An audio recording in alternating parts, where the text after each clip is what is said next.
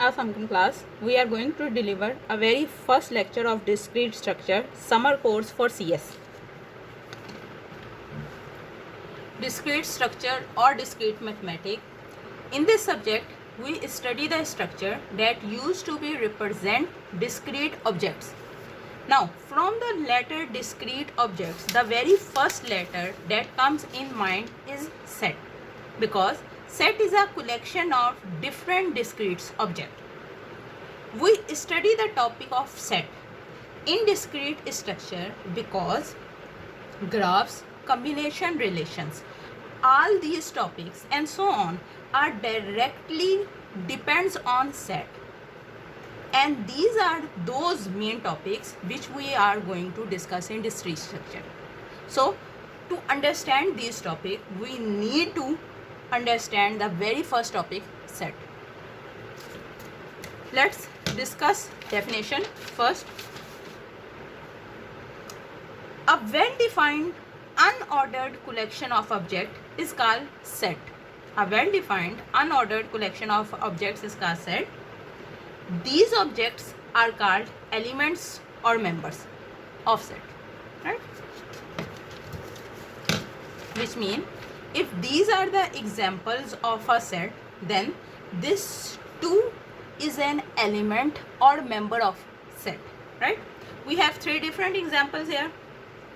First 5 natural number, as we all know that the natural number starts from 1 and go to infinity. So here first 5 natural numbers are 1, 2, 3, 4, 5, right? 5 fruits name, different mathematical symbols, right? For the revision purpose, this is addition, intersection, division, integration, summation, equivalence, symmetry, right? So here are 3 different examples of set. You can see that these are distinct objects which can be collected in a curly bracket, uses commas to distinguish, right? Okay. In definition, we use 2 different words, basic words, which are well defined and unordered. Let's discuss these words. First, we are going to discuss unordered.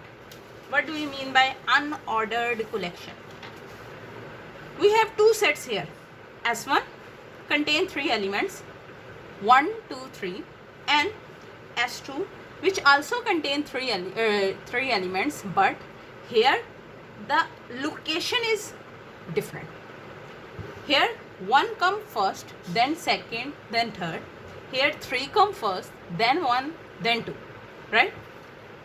In set language, these 2 sets, S1 and S2, which are collection of 3 different objects, are basically equal to each other. That means either we write 1 at a first position or in a second position. It doesn't matter. Which means order doesn't matter. The order of 1 does not affect the set. That's why we can say that set is an ordered free collection or unordered collection. Set is an ordered free collection or unordered collection, right? Second point which is important to discuss while discussing the definition of set is that in sets, repetition is not allowed. For example, we have collection S which contain 1, 2, 1, 1. In set language, it's considered only 2 elements, 1 and 2. These 1, 1 and 1 can be considered as a single digit, single entry of a set only. This means that in set, repetition not matter or not allowed. See, if you want to generate a set, the object must be distinct, right? So we can say that after that, set is an ordered free collection due to this, of distinct due to this object. Set is an ordered free collection of a distinct object, right? The second word which we use in set is well defined, right? Let's discuss this. Okay ji, the measurements depends on two factors. One is quality, second is quantity, right? Intelligence, beauty, manners, happiness all belongs to quality, खूबी. Marks, height, marks in any subject, height, attendance, richness, mean money, belongs to quantity.